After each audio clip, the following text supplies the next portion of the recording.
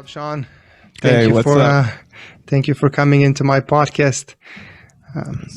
Thanks for having me. I wish that you could have been here in a homemade studio, but obviously the distance and everything that is going on in the world last year and this year prevents us for you know being in person and doing this fun stuff. Yeah, maybe in the future. Yeah, we You're definitely pretty plan on close. that. You're in Arizona, right? Yeah, yeah, Yeah, which is good. Nice and warm all the time, huh? all the time, man. Yes. You can't miss it. Yeah. But how was the last year for you, man?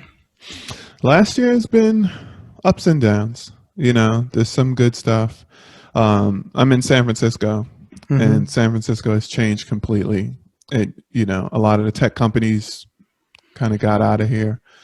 A lot of people lost their jobs. A lot of businesses shut down. It was like 40%, 46% of the small businesses shut down, which is sad, So there's places like really cute restaurants that my wife and I love to go to that aren't there anymore, that are boarded up. But besides that, I was able to keep my job, which is great. I was able to continue working, and so was my wife. And I got healthy, and so I just tried to look at the positives, instead of the things that I couldn't do. Oh, I gotta wear a mask and all of this stuff. I was like, well, I'd rather be alive having to wear a mask than catch COVID and die, Yeah.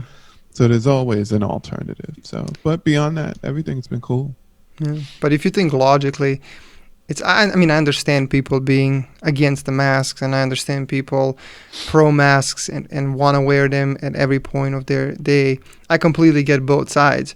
But if you think just logically, just a pure logic, if the virus is real, as obviously it is, like I currently have COVID and I had it past 14 days. I mean, I only had symptoms for like 3 days and I was just extremely fatigued, but it was a different dimension of fatigue.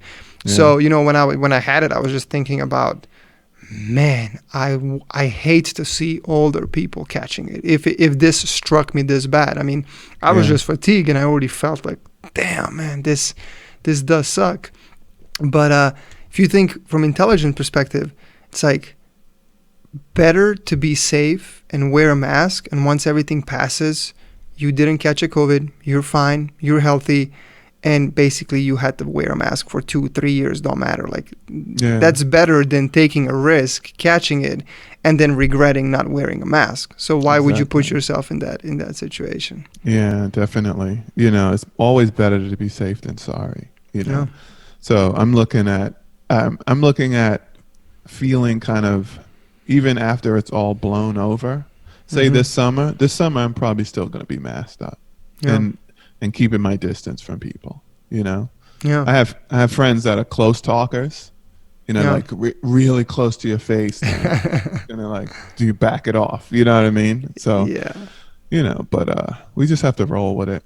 So yeah, I get it. But you had a very interesting life. You started playing basketball as far as I know in a high school, and after that you went to college, and then after that you got drafted in NBA. After that you played professional basketball in Europe. I mean, where did it all start? I mean, that's a remarkable career. People don't understand that even if you play a couple of years in NBA, and you're not mainstream media, LeBron James and Steph Curry, and having millions of followers, getting to NBA, it's a huge deal. So where did it all start? So what's funny is I started pretty late. I started with track and field before anything. So I was doing martial arts and doing track and field, and 100, 4x100, 200, and long jump, And when I turned 12, I wind up moving from Harlem to Queens. And then there was no more track and field club because I was in a club that was based in Harlem. So I started playing basketball, like seriously. And from 12 to 14, I was decent because I was still a really good athlete from all the track, explosive, really good 1 foot jumper, for dunks and everything like that. But still had to learn the fundamentals of basketball. But my athletic ability got me by. So Okay. when I turned 14, that's when I really hunkered down and said, okay, I'm going to start learning how to play and not just on the street.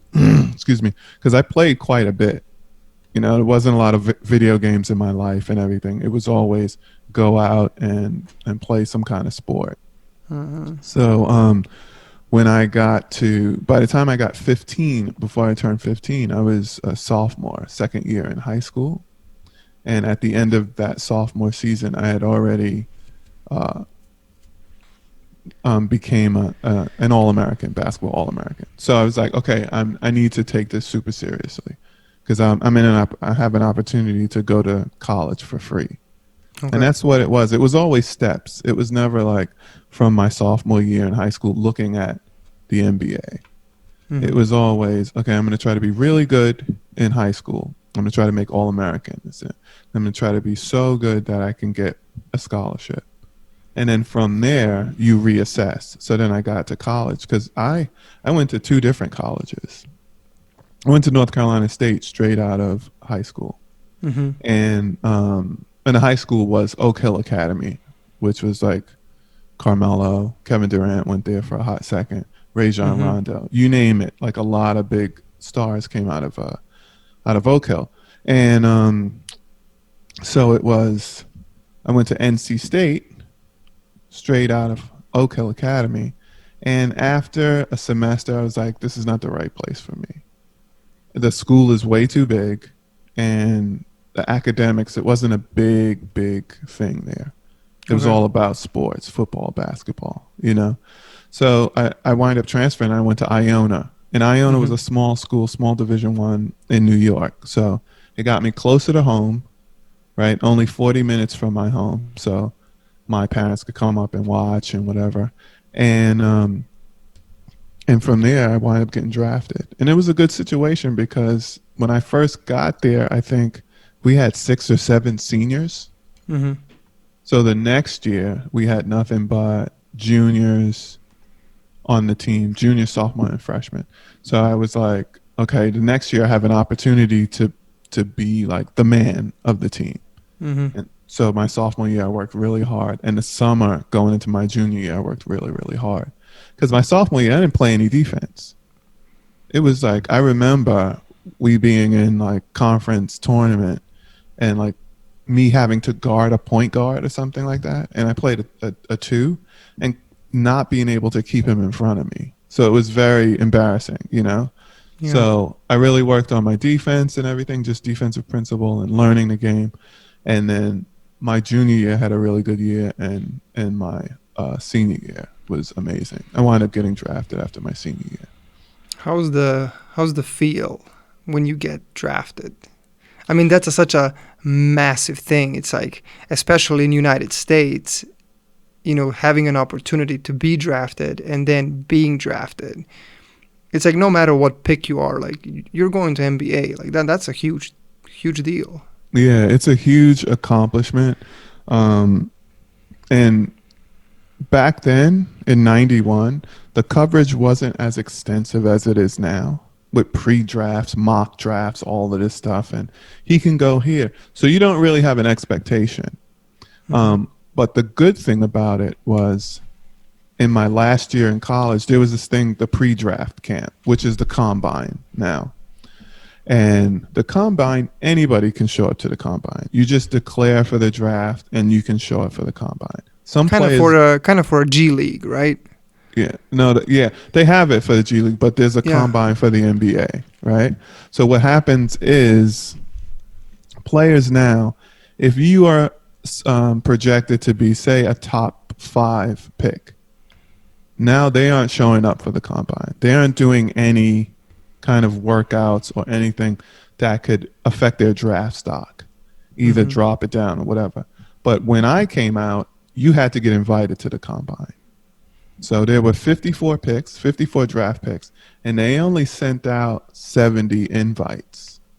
So if you didn't get one of these invites, and they would send it to your college, if you didn't get one of these invites, you probably weren't going to get drafted So it puts things in perspective. So now you've got kids that have like one good year in college and then they declare and then they don't get drafted Yeah. because they're going in there blind and they're living off the hype of social media and these mock drafts and all of this stuff, and they actually don't really understand what's going on, you know. Mm-hmm. So the combine, I went to the combine and had a really decent combine, and I thought I was going to be around late first, early second, and it wound up being early second. But I wasn't sitting in front of television watching the draft. Okay. You know, I was like, okay, I went to the combine. Wherever I get picked, I get picked. So it wasn't like, no, because I can't control who's going to pick me. So Yeah. staring at the TV is just going to create more anxiety for me. You know, and I was actually on my way to the draft party. Right. So it was like this was some confidence there. Like I'm having a party for the draft, and it's going on. You know, so I wind up going into Harlem. And then I got the call, and they said Indiana picked you, and I was like, okay, Indiana's cool. You know, and what's funny is they didn't even send any kind of interest letters or workouts or anything like that. It was like Minnesota, Washington, Portland, 76ers, but it was Seattle Supersonics, but it was never any Indiana. So when I got picked by them, it was just so random. And when I found out the story of how I got picked, then it shows that they always say this: you should always play hard when you get on the court because you never know who's watching. That's one of the things they say. So I went to a workout in Long Island that Wally Zerbiak's father used to run. And Wally played, I think he played 10 plus years in the league, right, for Minnesota. And then he did some commentating and things like that. But I wind up having to play the point guard position in this workout. So I had to guard other point guards. And the person that was reffing had a Pacers shirt on. And come to find out, it was Mel Daniels, who's like, his jersey is retired with them. He was an ABA guy, and then when they shifted to NBA, he became an NBA guy too. He was the one reffing, and he saw me play at this workout that was just supposed to be a workout, not a showcase or anything like that. It was just guys getting together and playing. And he told Donnie Walsh, who was the GM, you need to look at this guy, right? And that's why they wind up picking me. And it's the craziest thing. And they picked me specifically to be kind of like a lockdown defender. It was the strangest thing because I wasn't picked to score because we had 6 man of the year, 2-time 6 man of the year. We had Reggie Miller on the team. We had Chuck Person. We had Rick Smith. We had tons of scorers. So I was just like, why did you pick me? You know? And I was like a project or something like that. And yeah, it was a strange situation because Portland really wanted me, but Portland's pick was too late in the draft, and by the time they got to pick, I was gone. Interesting. And then you played 2 seasons. I actually played 3 seasons. 3 seasons. 91, yeah. 92, and 93. Yeah, and finished with the Jazz. So the thing was, I did 2 full years with the Pacers. My second year, I got hurt. And I wound up only being on the floor for 17 games or something.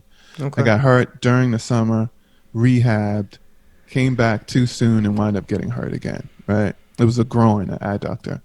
But the beginning of my 3rd year, I was still with the Pacers, and I was in training camp.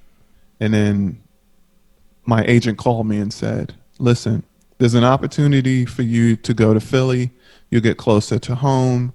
They need a scorer. Here, they don't need a scorer. It's going to be the same exact stuff. You can sit here.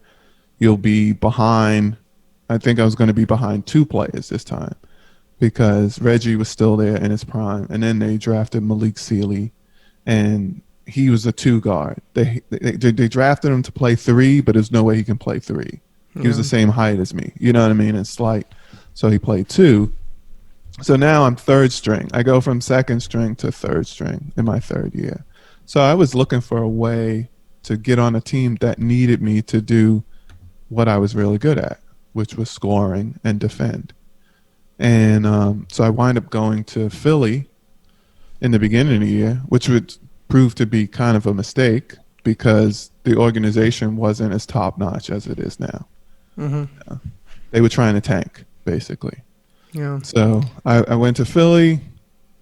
I played half a year there, and then right before the trade deadline, they traded me and Jeff Hornacek to Utah. So I finished the year with Utah. Were you a That's, good friend with Malik Sealy? yeah, we were really, really good friends. Yeah. That's such We, an unfortunate thing yeah, that he died. And I mean, the way he died is just, it's horrific. Yeah. it's so sad. Where, I mean, were you still, actively hanging out with them when that happened, or? No, because the thing is this: me and Malik grew up playing on our AAU team together, Mm-hmm. and that was Riverside Church. And he was a year behind me. So, but since he was a really good player, he used to play up. So sometimes he would come and play with us. So there's something like a 17 under, 16 and under, and whatever. So say we were the 17 under, and he was on his 16 and under team. He used to come up and play, and then we used to all play up. Because Kenny Anderson was on the same team. Kenny Anderson wound up playing like maybe 15 years in the league, and he went out in my draft at number 2. You know what I mean? So, and he was All-American, Georgia Tech, and everything like that. So Kenny, Malik, and I were really good friends. But after my 3rd year, I wind up leaving and going to Europe. And then Okay. I kind of lost touch with everything that was going on in the NBA. I found that to become successful in Europe, you need to eliminate the fact that you were in the NBA as a chip on your shoulder, because you're not Yeah. going. They don't give a shit, you know. So yeah. So it was like my first year over in Europe. I was in Jerusalem in Israel, Mm-hmm. right? And I noticed that I wasn't getting any preferential treatment because I just came from the NBA. They didn't Yeah. care. And then, and the refs, terrible against the Americans, terrible, right? Every little thing. You block somebody's shot clean, they'll call a foul, especially if it's the star of the league or something like that. So I found that when I went to Italy and I started embracing the Italian league and the culture and everything like that, then things became easier, because it's like, oh, he's not just an American that thinks he's better than everybody because he played in the NBA. He's playing in our league and he appreciates playing in our league.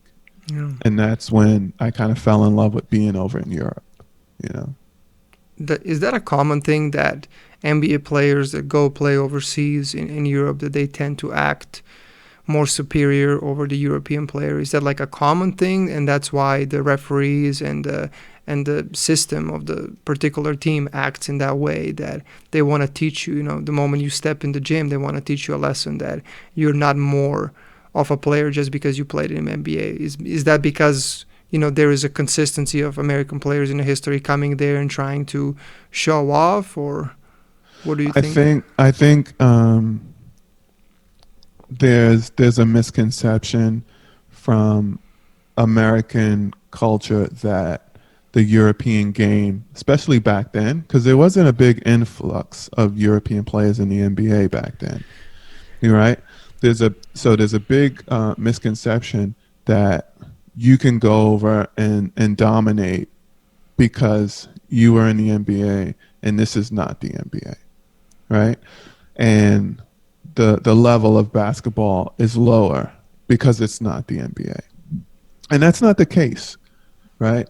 The thing is, when I first went over to Europe, they were basically, the style of play, it was still super physical in the NBA and physical in Europe, but the style was more of the pace and space that they're playing now. Penetrate, get inside, try to kick it out for a 3 or something like that. And they still had bigs, you know what I mean? So when I first got over there, I realized that, okay, there's some stuff that I do that the NBA kind of accepts that they don't accept in FIBA. What are those things? It's like when you catch a ball, like if I receive an outlet pass and I grab it and throw it out and kind of take those kind of false steps as I'm throwing the ball out, they would call travel on that. Yeah. Right? The ball has to hit the floor. So, but there's always a gray area in the NBA. You know what I mean? And so I had to adjust everything. I had to start playing like a European player. I couldn't isolate and do all of this one-on-one stuff because they basically were allowed to play zones over there. So I had to kind of find, okay, how can I excel? And then once I started playing more on that style, which was like the 73 Warriors, the way they played, 73 win Warriors, a lot of pass and cut, the way the Spurs, that Spurs dynasty played. Yeah. You know, the ball Yeah. moves and everything like that. So I was like, oh, now I get it. I don't even have to work as hard as I'm working to try to beat 2 and 3 people and score when I can work within the system and then score kind of easily within the system, You know, do So, you think that, you know, when we talk about European basketball and NBA, and then we talk about, you know, cultural differences between United States and Europe, we see that United States is more individualistic oriented country. You know, everything is, since you are very young, you know, your family teaches their kids, you know, you have to be by your own, you have to buy your own apartment, you have to pay your own bills, you have to find yourself a job. Where in Europe there is a little bit different mentality and different structure of a family, where you see, you know, teenagers, adults that are adolescents, that are 22, 23, 25, and they're still living with their parents, and it's fine because they consider that as a family, and they, you know, it's almost like a team. You know, we are still a yeah, team, even though you're 25 or 20 or 30. If you haven't figured yourself out, I'm not going to put your pressure on you that you have to leave the house. This is your house. I'm your dad. I'm your mom. My money is your money. You know what I mean? We share things. And when you look at the sports in Europe, that's, you know, I'm from Europe, so that's how I felt through my life in Europe. I felt that my coach is my family. I felt that my teammates are my family. And then when I looked United States, and I was in a college, I was a full scholarship athlete, and I never got that sense. It was pushed in the media that everything is family oriented, that we're one team. But on the yeah. end of the day, it's pretty individualistic. Like, if you really look at the reality of what's going on, it is individualistic. So do you think that the culture of a country played a role in the development of a basketball league? I don't know if it's the culture. I know it boils down to the individual as far as I noticed that when I got to Europe and I was on a team where I scored a lot of points, but we Mm-hmm. didn't win a lot of games. Right. We were probably, I don't know, seventh place, eighth place in out of 14 teams or something like that. And I'm thinking that, okay, I'm scoring a lot of points the next year. I should have so many teams wanting to, sign me or something like that. And that wasn't the case. The case was once I started playing to win for the overall team, because that's what matters in Europe more than anything is if you're winning, everything is great. If you're losing, then we have to start looking at why we're losing in a microscope. Because my first year in Italy, I was averaging quite a few points, but we were mediocre. We were like 500, and they like, okay, he's a great player, but he's not like a leader with like the talking and vocal and. So the players didn't feel really close to me. And then I wind up going to a different team and started really understanding that I need to create a relationship with everybody on my team. And that was when I went to Milan. So I was in Italy in Battipaglia, which is south, for maybe 3 or 4 months, and then 5 months, and then they wind up selling my rights to a team in Milan in a higher division, right? So when I got there, I was like, okay, everything is about we need to win. We need to do whatever we have to do to win. So it wasn't about I need to score this many points because that was my mentality. It was like I need to average this much. I need to do this, blah blah blah, so I can get the scholarship. I need to do this in college so I can get drafted. So Yeah. everything is kind of oriented like that. And you'll find that teams that don't do well, like say take the Knicks, that never really do well because what they don't allow their players to kind of um, develop with time. They're like quick to make changes, right? So everybody that comes to that team is just thinking about themselves. I need to make sure that I play well because I need Hmm. another job. So, but you won't find that as much with players that say have long-term contracts. Now I have guaranteed money, 5 years. Now I can focus on those are the people that focus on winning. You see what's happening with Bradley Beal now. He's on the Wizards and he's scoring all these points, but they're not winning, and he's super frustrated. He had a 60-point game, and they didn't win the game. They lost by like 15 points. Damn. And you know what I mean? So it's like the last 10 games, he's had 40 plus points, and they've lost all those games. So he's like, what do I have to do? Yeah. And we talked about this on my last podcast. I was just like, you have to understand that if you're the leader and you're doing something, but they're still not translating to wins, you have to try to do something else. You have to use your leadership to do something else. So it's like, it's not more scoring because maybe your scoring is alienating everybody else that wants to score. You know, because in the NBA, those are all players that were really great players on their teams or in their conferences. Yeah. So they're used to getting shots. They're used to having the offense centered around them. And then they get into a team where you're used to getting 15 shots and then you get two. You're not going to be motivated to play defense all the time, you know? So I think that's a trickle down thing. So I think it's just, it could be part of the culture. You know, you want to work so hard so you get the promotion. You want to work so hard so you get the bonus or something like that. But when I went over to Europe, it was explained to me that it was shown to me that it's about winning more than anything. Because it doesn't matter if I have 50 and we lose the game, because the goal is to win the game. So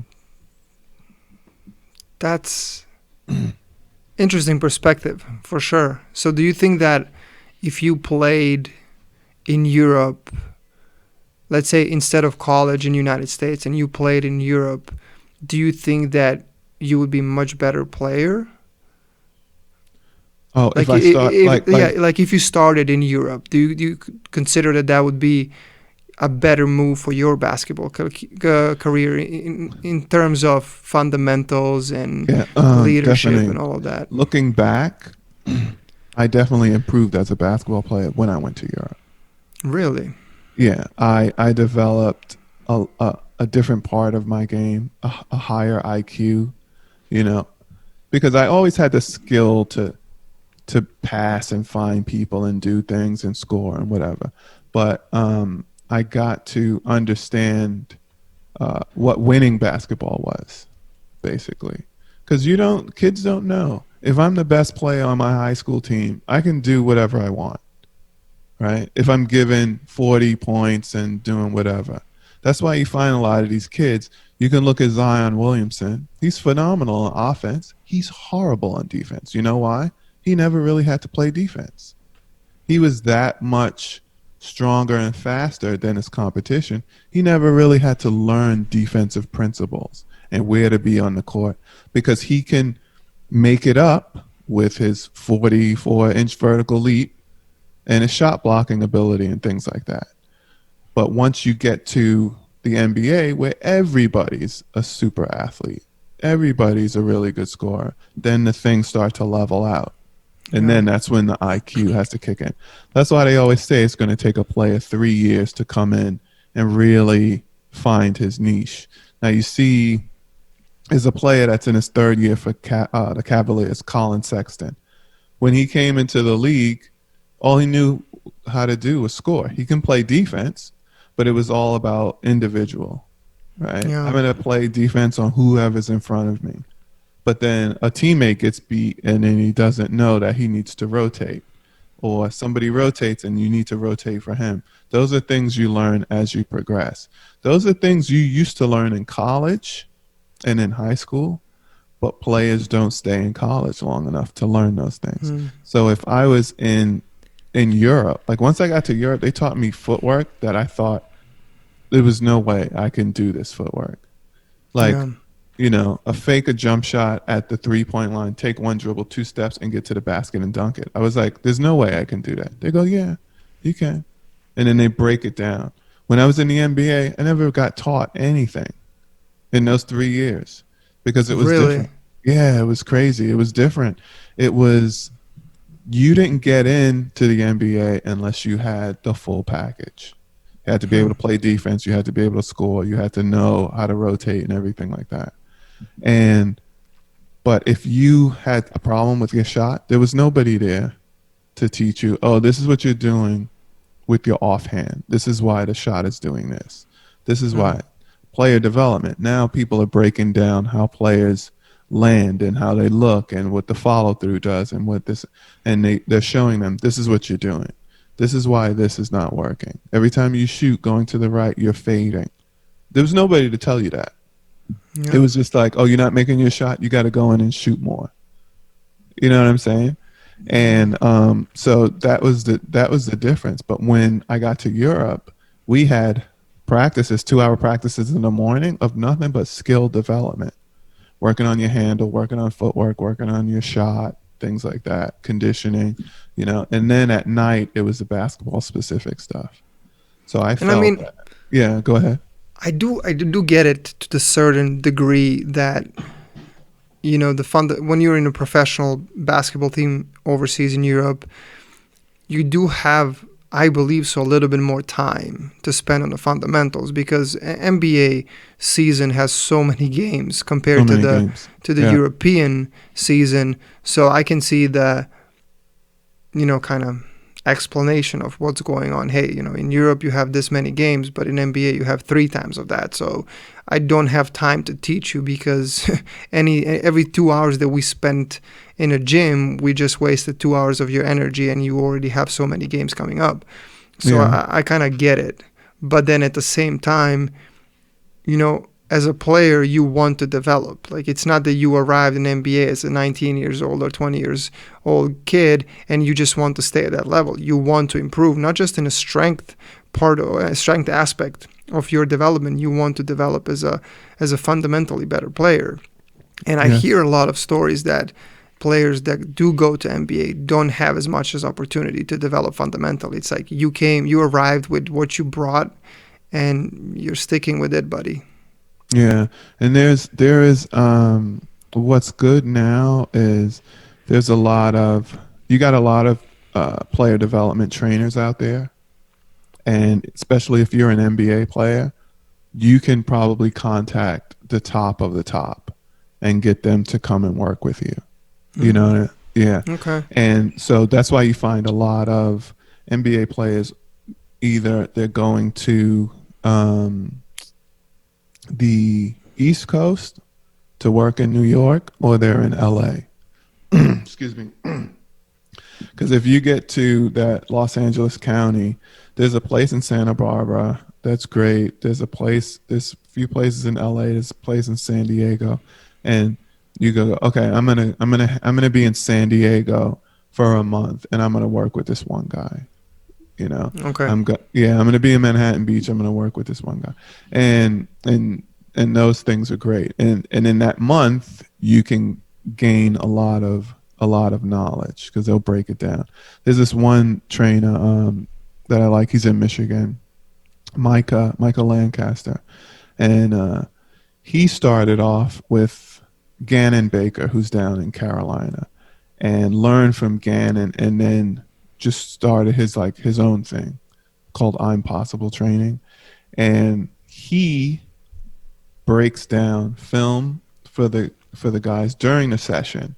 This is what's happening. This is why, you know, this is why the move is not correct. This is what you're doing because everything is body awareness. When I'm teaching somebody shooting, they think they're doing one thing, and then I show them the video, and they go, "Oh, I never realized that." I was like, "You've never watched yourself shoot." It's like this is once you see yourself shoot, then you have body awareness. Now you know how to fix it. You know what you're doing wrong, and then you can try to fix it. You Yeah. know. So yeah, I feel like the player development now is a lot better, Mm-hmm. and that's probably why the, the basketball player is a lot more skilled. I think the basketball player, as far as today's and back then, they always say, "Oh, today is better." I don't think it's better. I think it's a different player. Like Okay. I had as a guard, I had to play defense. I had to know how to pass, know how to handle the ball, know how to shoot three different shots: a three, a mid range, a layup. Right, finish at the rim with both hands, and then I also had post up work. So I think the post up game is kind of slowly vanishing. Hopefully, it starts to come back. The power forward doesn't exist anymore. Like that Karl Malone down low with another big man, that position doesn't exist anymore. That's a stretch. Now everything is kind of, even if you're 7 footer, it's a lot of outside perimeter. You see Porzingis is this kid that they just got. OKC just got Pokashevsky. He's like 7 feet, 7'2", skinny, maybe like 200 pounds, right? So skinny, all guard skills, like between the legs, behind the back, and fluid with it, you Yeah. know? So the game, so those players are changing. They're becoming more guard oriented, so more skill based than bulk or physicality based, you know? And then Yeah. when you have those two come together, then that's the anomaly. Like you have a LeBron who's massively strong, right? And also really, really skilled. So, and Yeah. then those are the anomalies, you know? So, How you feel about the high school in United States when it comes to basketball?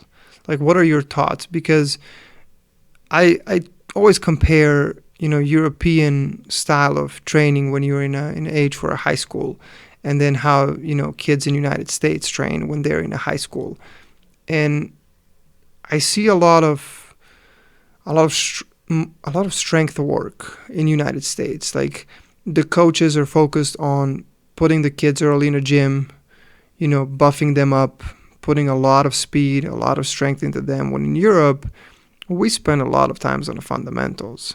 Like yeah. our coaches wouldn't let us put the weights on until we're fundamentally ready to do certain things. So, do you agree with that, or what's your point of view on that? I think having functional strength is very important, but I I think at if it's gonna if it's gonna be at the price of the athlete, I don't think it's great. I think you need to incorporate both. Like if it's teaching, you need to teach. Like I have a couple of kids that are like 12 and 13 now, and we're doing a lot of body weight stuff.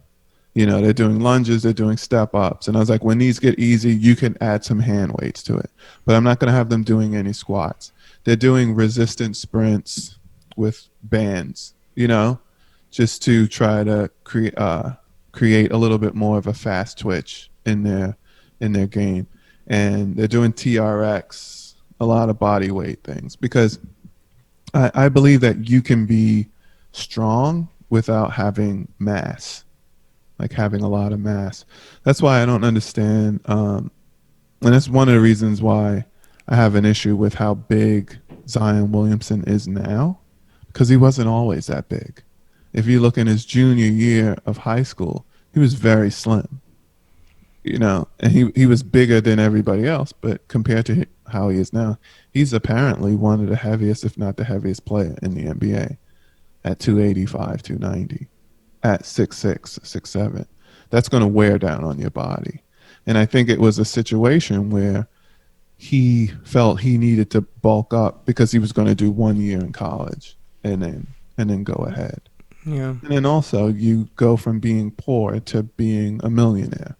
So you're eating a lot more. You're eating different. You know what I mean?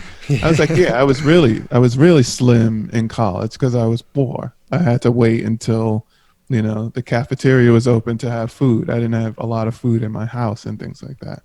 But I think strength is important, but fundamentals are very, very important. Yeah. And I find that frustrating that some players they'll be able to do advanced moves, but not be able to do fundamental moves. Yeah. But what's funny is when I grew up, I was the same way because I used to watch television and just emulate like Dr. J, um, Michael Jordan. I would just emulate them, right? And it was like, okay, yeah, you can do a fadeaway. You could do MJ's fadeaway, but we just need you to make a regular left-hand layup, and things like that. The footwork and things like, so Yeah. so I feel that, but I think now because kids are starting a lot younger and there's a lot of youth programs, Mm-hmm. those people are touching on the fundamentals and Yeah, things. because when I came to college, that was one of the things that blew my mind. I seen all the sports.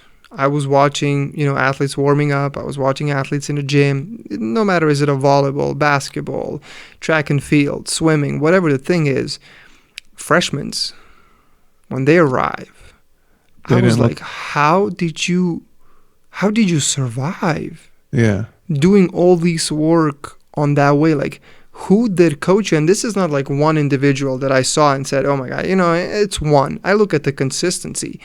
yeah, Every year for 5 years of my career, any freshman that arrived to college, not every, but I would say 8 out of 10, arrived with an extremely, I mean, this is sadly, dangerously, extremely bad fundamentals. And I'm not exaggerating at all.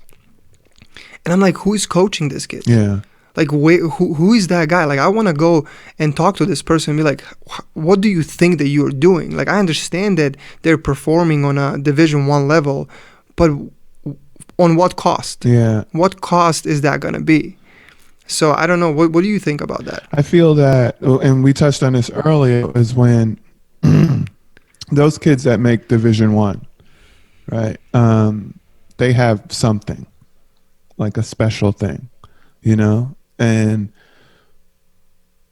that special thing tends to overshadow the need for fundamentals because it's a success based situation.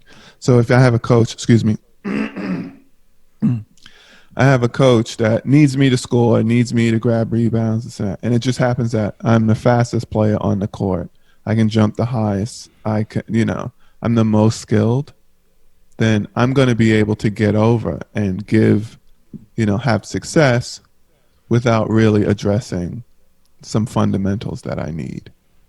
Yeah. When if I had the fundamentals, those things would come so much easier. So you'll see a kid that comes in, say he has 4.5 speed as a sprinter, right, in a 40, and his form is terrible.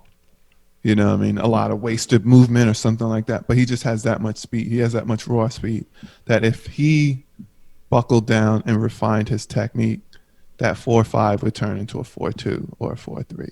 Yeah. Just based on how he starts or, and things like that. So I feel that they come in from a program where they were the best. So they really didn't have to be worked with as much as some other players that weren't at that level that Yeah. that may have gotten extra attention and things. Oh, he's good. He's averaging 30 for us. We don't really need to mess with anything because he's doing his thing. And then the other kids. So that's what, and then they get to college and they go to any college they want, excuse me. And they're freshmen. Like the kids that go to Kentucky to play ball at Kentucky and play ball at Duke and they're doing one and done. We've never had freshmen to come in a college and start as a freshman. You usually have to come in and pay your dues. Now you're a super high recruit in college. You come in as a freshman and then you're gone. So that's what's happening in basketball a lot, right? Yeah. So they're not getting any of the fundamentals because they're only really in school for 3 or 4 months or something like that. First semester, a few games first semester, and then once March Madness is over, if they're going to the NBA, they're not going to class anymore. They're starting to prep for the NBA, and it's sad, but that's how it is. So this whole rule with if you want to go straight to, if your whole goal is professional basketball and not really getting your education, then don't go to college. Do what LaMelo and RJ Hampton did. Go to a professional league and play there, because you don't want to Yeah. go to school, and that scholarship could be for someone that knows that if I make if I play professional, that's the ceiling for me, right? But I'm not expecting that. I'm coming here. I'm going to have a great experience in my 4 years being a collegiate athlete. I'm going to get my degree. I might even buckle down and try to, you know, get a graduate degree, like being here for Yeah. 5 years or something like that. And then, walk away with an education and things like that. And I think if you don't want to go to college, if you're trying to one and done, you shouldn't go to college. You should go, because if you can one and done, you should be able to go to the G League or go over to Europe and then put your name in the draft or something like that. And I think you should Yeah. leave college and the NCAA for people that want to be in college. Man, when you were talking now about when we were mentioning high school and college and NBA, so if I look at the United States, if you're in a high school and let's say you have a talent to a certain degree, your physical abilities are higher than some other kids, and you're basically matching the coach's expectations, and you can do certain things the coach is expecting from you. You're going to be assigned to do those things. So you're on a mission, right? You're going to accomplish the mission. You're going to win a championships. You're going to become famous in a high school level, and you're good to go, right? But you miss the fundamentals. Then you go to college where there is another issue. Right now you have 4 years limited time, and there is also not as much as fundamentals that you can do because you're already talented. You have a physical ability to compete on a collegiate level, and this coach also wants to use that ability, and you're on a second mission. So you also have a task that you're majorly focused on, and you do spend probably a little bit more time doing fundamentals, depend on the school and the program, Yeah. but your time is crunched. So you also don't have a lot of time to work on the fundamentals. And let's say that you do get drafted. You go in the NBA when you now don't have time at all for the fundamentals because of the season schedule. So basically, it's up on yourself to work on the fundamentals since you're very early. I mean, very young. Sorry, my okay. European brain is messing up my English. Right. But yeah, I mean, it's like a train, and you cannot get off of the train once you jump on it. If you're like already, exceptional athlete, you're just stuck with people using your ability for what they need, but they don't give you what you actually need. Yeah. So I think that the solution to that is the people around you. You obviously need to have a good support system, whether it's your coaches or something that can identify and put it to you in a way that you'll understand that it's beneficial for you. So I'm not going to go to a kid that's talented and go, oh, you think you so good? You can't even make a left-hand layup and blah, blah, blah. I'm going to go and let him know, listen, you're very, very talented, and you can level up by working on these specific things. So if you get in a situation where we're playing pickup, like I told a kid, he was at a camp that I was running, and he was the best player there, and he was like, there's no competition here. I was like, so you need to find the game within a game. This is what I want you to do. I want you to go out in the next scrimmage and try to finish all your layups with your offhand. If you're that good, you should be able to get to your left side and finish with left hand hook, this and that. Or finish, you need to work on your 2 dribble pull up. So this is what I want you to do in this scrimmage. So you have a goal to work on specific things. Like if I'm massive and everybody else is, say 5 feet tall or 2 or 3 inches, and I just keep backing them down, I'm not getting any better. I'm not working on expanding my game. I'm just using my ability, my advantage to succeed, right? And when the big boy shows up, what you gonna do then? What you gonna do? Exactly, right? So I think it depends on the people that are around them, and I think it should be getting a little better, because what's happening is in coaching, you have these long-term coaches. I think coaching is the only sport that there's not a lot of ageism in it. I think as you get older, you gain more knowledge, you get more respected.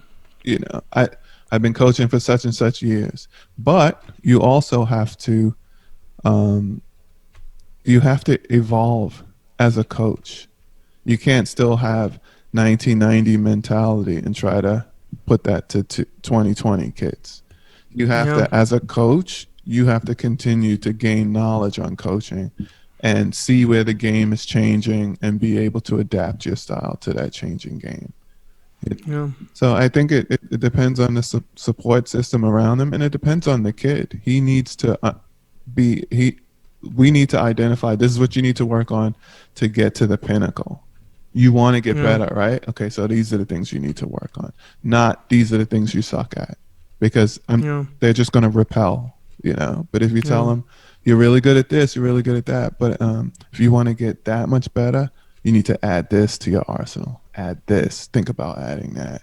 Yo, you know, if you add this, it's going to be insane. Nobody's going to be able to stop you, and they buy into that type of delivery instead Yeah. of telling them they're not good at something. You need to work on it. Oh, you think you're so good? You know, that's why you need to have a coach that is not trying to validate himself through his team. He needs to Yeah. be a teacher and someone that's trying to empower his teammates. Like when Yeah. I coached in college and we won, and this team was not great. The school didn't have a good record, like 10 to 23 years of just losing, right? So when I took over, we had a good year the first year. The first year we were like, the year before I took over, we were 4-14. 14 losses and it was all like 30, 20-point blowouts, things like that. So I come in, and then the first year we're like 9-8. So they're like, yo, we had a winning season. Very good. You know, you have to be the difference. No. You know, I'm just trying to get the girls to buy in so they start playing winning basketball. I was like, they've been in a losing situation. So there was a holdover of girls that were just used to losing. And when you're losing, you take shitty shots. You don't help your teammates. You just think about yourself. We're not going to win, so I'm going to make sure I try to score. You know, I had a girl that was Yeah. like, yo, we kicked such and such butt last year. We played well against them. I go, no, you didn't. You lost by 20. You played well. You had 20 points. And she was so like focused on just her work or her results that she actually thought they won the game. But actually, she won her own battle, which was to score 20 points, you know. So we had to Yeah. like slowly shift like the culture and everything and teach. Eh, Go ahead. It's so interesting. I mean, I use this word "interesting" all the time for some reason. I gotta stop it. I feel like my every podcast is gonna have like 30. It's interesting The because interesting it is podcast. it is. You might Yeah, have I to should call change it the name. Yeah, the interesting podcast. the interesting podcast. But I mean, I am interested in everything. So when you say something, I'm not lying. It is interesting. I should maybe expand my vocabulary a little bit and use the different words. But one thing that I notice, and when you watch interviews, as what the kids watch every day, and those are the post-game interviews, right? The kids like to watch players, no matter is it a woman NBA Yeah. or NBA regular. We watch those interviews, and the questions are oriented mostly towards the players and individual performance. Yeah. If you take percentage-wise, the questions are, how do you feel about the game? How many points did you score? Yeah. What happened to your defense? What happened to that shot that you took? How you feel about that shot? And it's like, you're putting a perspective into younger generation that it's all about you. Yeah. Because that's what you watch. I mean, you want to go on that interview, and you're watching those interviews, that's what you're expecting. Like, you gotta answer the questions about yourself. So if I'm looking at it and I'm young, well, if he's asking LeBron James everything about himself Yeah. and not asking about theme, which means that I have to be LeBron James so I can be asked those questions, right? It don't matter like if I'm seventh guy in a team, Yeah. I'm not gonna get asked those questions. Only the best two players are gonna get asked the questions, even though the whole team played. There is only one, two to three, most of the time, just one guy at the interview, post-game interview. So it kind of puts you in a perspective of like, well, it is me game. It's all about me. And You know what I mean? Yeah, and it takes the leaders to say, but you'll find that the leaders will always come back to say, we played together, I owe it all to my teammates and blah, blah, blah. Those are the leaders. We always say there's bosses and there's leaders. The boss is like, I'm going to do what I do and not really try to empower you. And what's funny is when LeBron went back to Cleveland, when he left Miami and went back to Cleveland, he had that boss mentality where he wasn't holding himself accountable for anything. And there was nobody around him to hold him accountable. And this was one of the reasons why kind of him and Kyrie kind of clashed and things like that. Because if you're the best player on the team and probably the best player in the league at the time, you need to set a precedence. I'm going to work this hard. I'm going to play defense this hard. So my teammates follow suit. And that's the one thing, that's what MJ used to do all the time. Like the practices were hard. You know what I mean? Because it wasn't like I'm slacking off or do what I say, not as what I do. And then if something happens, I'm going to point to somebody else and, and then pout or do something or tweet something, some cryptic tweet or anything like that. It's like, I'm going to tell you to your face, this is what you need to do. And I can't tell you, you need to work harder if I'm slacking, Yeah. So I feel that when those situations come up where a media person asks like a player, well, what about, you looked kind of such and such in the fourth quarter, but the media tends to ask some stupid questions at times. They're like this, well, you guys were up by 10 and in that third quarter, the other team went on a run and that kind of blew the game open. How did that make you feel? It made me feel great. I come out here and I want to play to win, and then we lost. It made me feel amazing. How do you think? Yeah. I would answer like that when I get those questions. Oh yeah, it made me feel great. My father died like 5 years ago. You want to talk about that too? You know what I mean? It's just like, I'm just like, some of the questions, it's obviously it didn't make me feel good. It's frustrating and something like that. But they're looking for something, and that's why when, like, if I'm a coach, when I coach kids, I take what I took, what I experienced as a player, and what I hated, what made me feel good, what made me feel crappy. If I go out there and I take a shot and it's a bad shot, and my coach goes, "Green, you son of a bitch, that was a bad shot." I'm like, yeah, I know. I took it. I know exactly. It was a bad shot because it was awful. And I experienced it firsthand. I know that. Yeah. I don't need to be told that. I need to be told, like, listen, you could get a better shot than that. And then let me know how to solve the problem.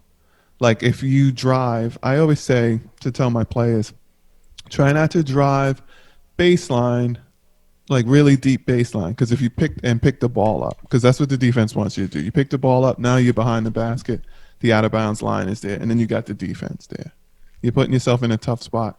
If you ever need to attack, try to get to the teeth of the defense, like towards the middle. This way you have an opportunity to pass, you have an opportunity to do this, and blah, blah, blah. And then they go, okay.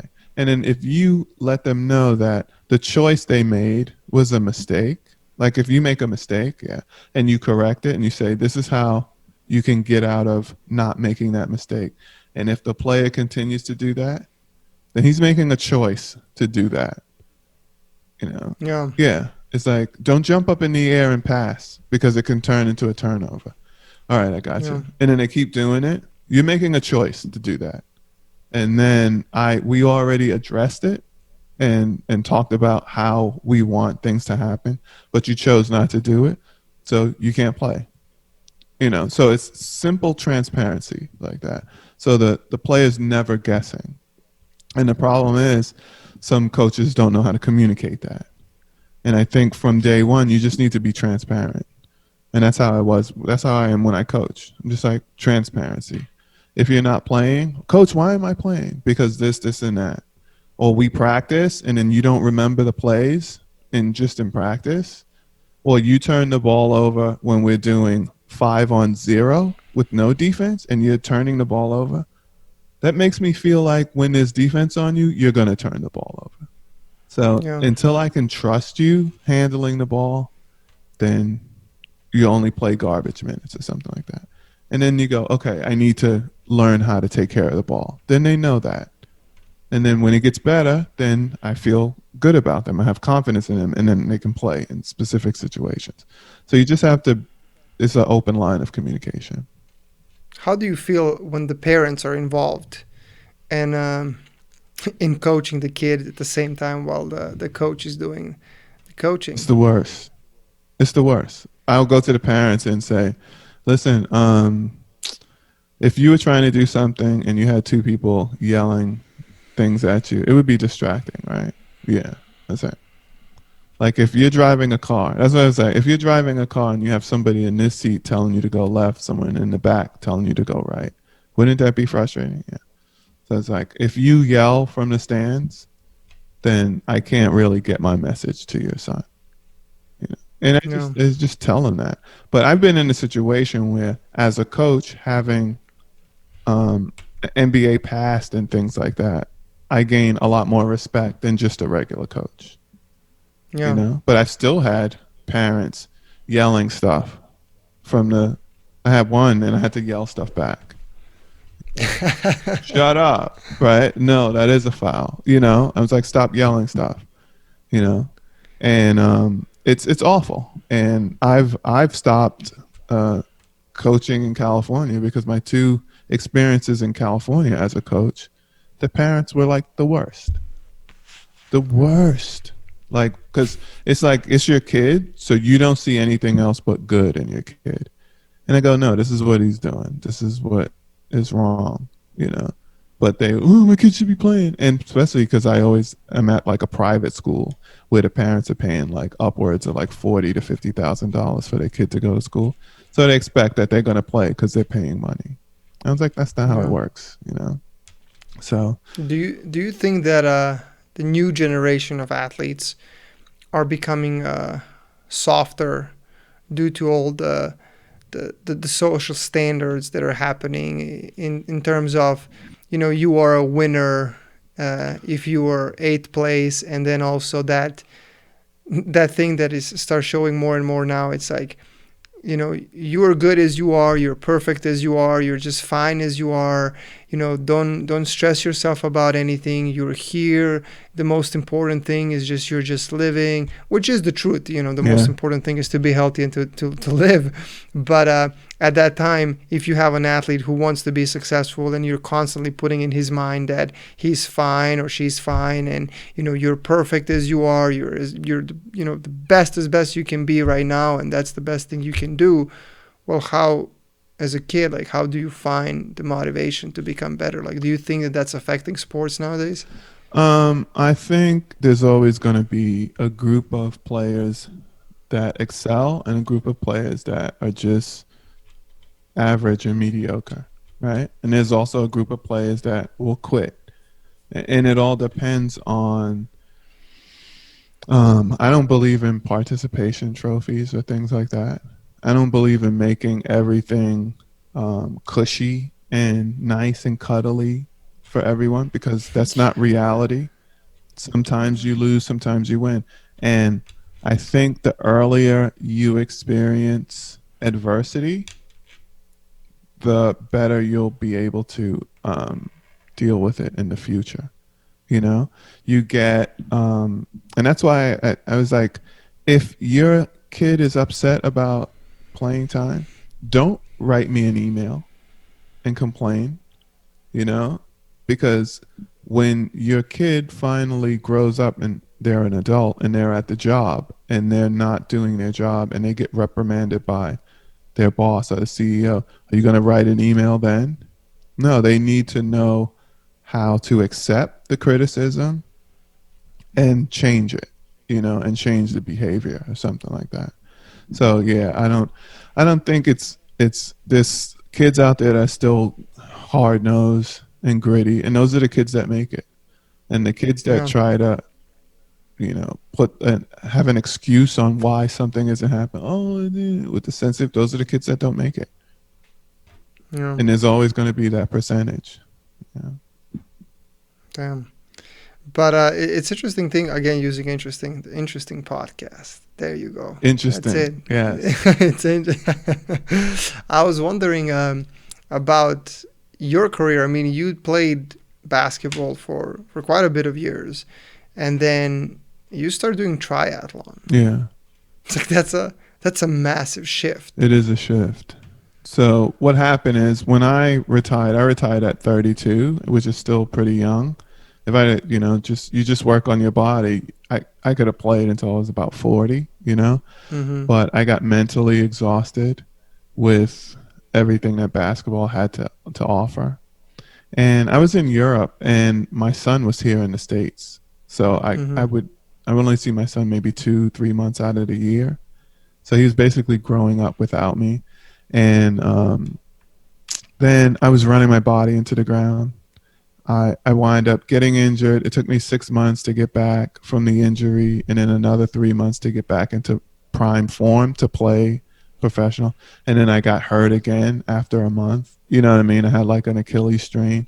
So I was just like, well, maybe it's time to hang it up. Maybe Yeah. maybe this is my body telling me I need to take a break.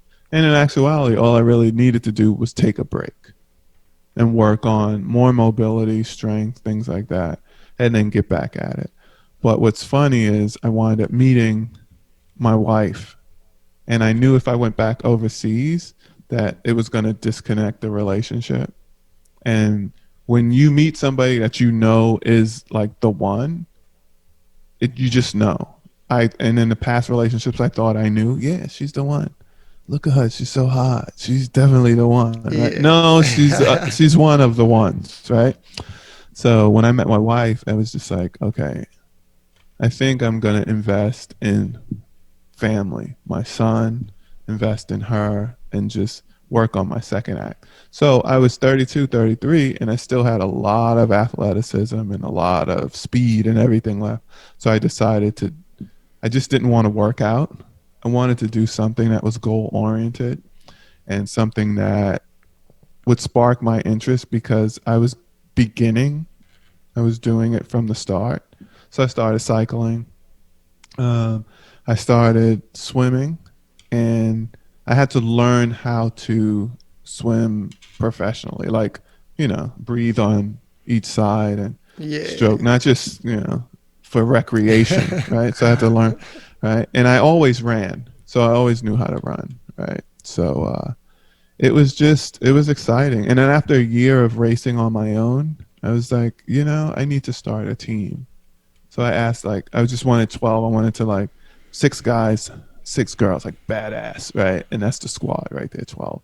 But once people got wind that I was starting a team, then can I be on your team? I wanted to try. I want to be part of it. And then the first year it was like 45 people on the team. Damn. Yeah, it was like 45 people. And then it stayed around 45 people for like the 6, 7 straight years. And then Okay. it became a business. And Mm-hmm. then I got tired of it because I couldn't really do it because I was running the business now. So I was dealing with Yeah. sponsorship. I was dealing with this, uniform design, all of this crap and everything like that. And it was a lot of training too. It was a lot of training. We had like 3 hour bike ride, right? Like a 56-mile bike ride, and then get off and then run like 5 miles. It was Damn. so much training. So I was Yeah. trying to get exceptional in 3 different sports, plus lifting and flexibility and yoga and things like that. And it was it was a lot. So after 7, 8 years, I was like, I'm done. You know. That's Yeah. enough. Once you choose to make money with sports, that's a full time. It's Yeah. not a part time. You can't train for money and think that you're gonna do it part time. It's not about that 1 hour Yeah. killer workout. It's about those 2 hours before the workout. It's about that, 5 meals that you're taking a day. Yeah. The supplements, the post workout recovery. I Everything. Yeah. mean, it's basically. I mean, being a professional athlete is harder than having a full-time job Yeah. because it's not from 8 to 5. It's 24/7, 24/7. 365 years. Yeah. Yeah, that's crazy. So what's the plan for the future? What are you looking forward to? So, my goal is to, and this is how I want to go gently into my retirement. Right, is the having my own place, like my own gym, but not. Mm-hmm. I want my house, right? My house, and then in the back of my house, I want like a massive, like barn area with the half court, the turf, so we can do, you know, ladders, functional stuff, and things like that. And it's basically going to be my personal gym that I work out in, but then I also bring clients in. So it's going to be something like that. It's not going to be something like I'm renting a space, because I had like 4 or 5 friends that have personal gyms that are out of business now because of that, And then I have people that have trained out of their garage. Like I have a friend that has a 3-car garage and a house. He turned the whole entire thing into a gym. And now all his clients Yeah. just come there. You know what I mean? Yeah. And he works out there, and then he shoots YouTube videos there and things like that. So that's actually what I want to do. I want to continue to coach, but have my own facility, so Mm-hmm. I don't have to really go through anybody else to get athletes in. Like Yeah. where I work now, they have to be members if they want to use the gym, or I have to find a gym and rent it out. But if it's my place, I can stay close to the game, get in there, shoot every day. Like I shot today for the first time in like months, like indoors, and Damn. yeah, for like months. So I was like outdoors doing things and everything like that. But that's what I want. I want to be able to do that. I used to want to coach college. I wanted to have my own women's program and build it up from there and just have this amazing program.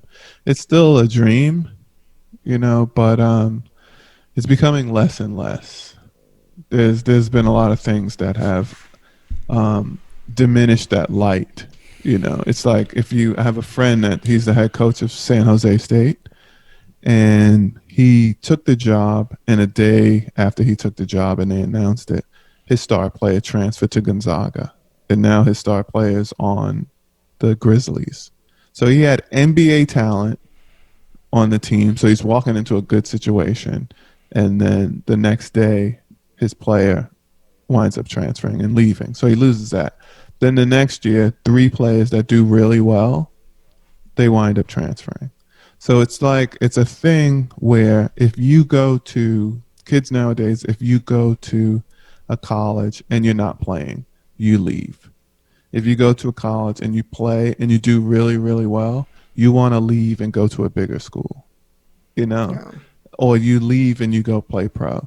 So you really can't create a relationship with these kids. And that's the best Yeah. thing about coaching is I was at Sacred Heart for like 5 years coaching. And then everybody that was on the team, I'm still in a relationship with them now. Hit them up on Yeah. their birthdays, things like that, and that's what's rewarding about coaching Yeah. is molding the kids' lives and being, so they know when they think back to high school, my high school coach was amazing, and Yeah. teaching them how to become better adults. But now it's just Yeah. like in and out. It's like, oh yeah, he played 1 year for me. He played half a semester, then I never saw him again. There's no connection. There's no satisfaction. I mean, I get it. I mean, NCA it is a business model.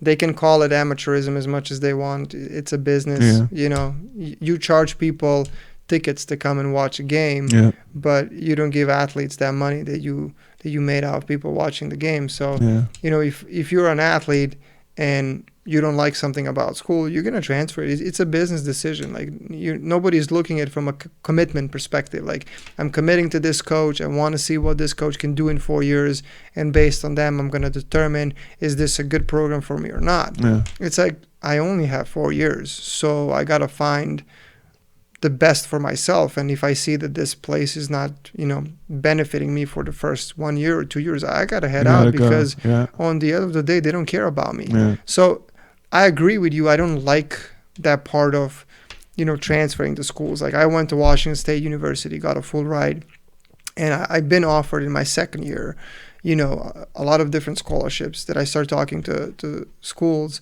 because I wanted to transfer. I didn't, my results didn't show. I loved my coach. He was a great mentor, but the training system did not apply to my body and I did not excel as I did back home. So I wanted to transfer. But then the new coaching staff arrived and I was like, you know what? I came here and I'm going to finish in the school. Okay. Like I'll stay committed to the school. And on the end, when I'm done, then I'm going to judge them. And I'm going to say, was this a good choice or not? But, that was my decision. And certain things played out well and certain things didn't play out well. So on the end of the day, the thing that I learned for sure that it is a business model. Yeah. And that's the saddest part of collegiate's, system for me is that I left it and I just, feel that I was just a number. I I still don't feel close. Okay. Compared to, for example, my coach back home. And we're still in a contact once, twice a week. Hey, how is it going? What's going on? Is everything good in life? That's somebody that you want to have in life. Yeah. And that's how I see the coach and a mentor, like somebody who has a positive effect on you and help you grow as a person, but sticks with you through your lifetime and continues being your mentor because on the end of the day, you're still his kid. Yeah. You're still that kid from a basketball court, track and field, whatever gym. But yeah, NCAA, I think it's a great platform, but collegiate environment makes it very tough to swallow. Yeah, it's tough, Yeah. But cool, man. I appreciate you swinging by to the interesting podcast. Yes. Where can we find you? At theinterestingpodcast.com. Yeah. Yes. It's definitely all my pleasure that you choose to come here. I mean, in terms of podcasts, I'm nobody right now. So I appreciate you coming in and sharing your thoughts, and hopefully one day, if anything happens with the podcast, I'll get you back. You're gonna blow up. Yes. If you have a passion for it, you'll blow up. That's why it was just like, you got to find it. That's why I told my son, I was like, we love talking to one another. We have a great rapport and everything like that. We have so much history because I've known him since he was a kid, since he was born. I was like, we need to get together and do it. And this will keep us connected and everything like that. So you're going to do a podcast with your son? We're already like 5 episodes in. It's called Two Greens in a Pod. Because remember, I was doing the flex, right? Yeah, I know about that one. Yeah, I was doing the flex, and I was tired of just doing it on my own, and I wasn't gonna call people to be on the podcast, but I would always talk to him and say, "Yo, you want to come on the pod? Let's talk about the All-Star game, the new format. Let's talk about our top favorite 5 players in the league. Let's talk about something." And then he was in China, so we connected. So he talked about being in China, and then he was down in Australia and whatever. And so I wind up sending him one of these mics and the headphones and everything like that. And I was like, if we're going to do a podcast together, the mics need to be, the audio quality needs to be really, really good. Because I don't want to listen to crappy audio quality. And so I sent him the mics. What's funny is the last 2 episodes, his mic wasn't, I don't know if it was plugged in correctly or something. It was sounding crappy. He hated it because the first 3 episodes are so good. He goes, it sounds like we're right there with one another, right? So, we started. It's called Two Greens in a Pod, and it's everywhere now. It's because it just took over for the Flex. So wherever the Flex was distributed, it's on like 10 to 12 platforms now. Oh, really? Yeah, it's like Spotify, Stitcher, Google Podcasts, Apple's, Anchor. It's like everywhere, which is great. That's awesome. Yeah. So. Well, good job on that, man. Yeah. Keep it going. Yes. Keep it going. Thanks for having me. Absolutely, man. Well, like I said, it's all my pleasure. Hopefully in the future we get a chance to do it one more time when you have a 10 million subscribers on a on a YouTube. Exactly. That's a goal. Yeah. But I mean, you do have you do have a great history, and you have a credible experiences, and I think that you're preaching the good stuff, and a lot of people that they can listen to you can learn. There will never be enough knowledge. Yeah. And there will never be a right or wrong. There is always a person that is going to be right for you and the person that is wrong for you. So I believe that there are always, you're going to be right for many people and you're going to be wrong for many people. And it's about the people that you're right with, them finding you and you finding them and sticking with that group. So I wish you all the best, man. Thank you so much. And same to you. It's great talking to you. Absolutely. I really appreciate that. All right. Alrighty. Okay. Take care. Go surfing. I know, right? Yes, that's what I'm going to do. I wish I was on a beach right now, All right, man. Talk to you later. But,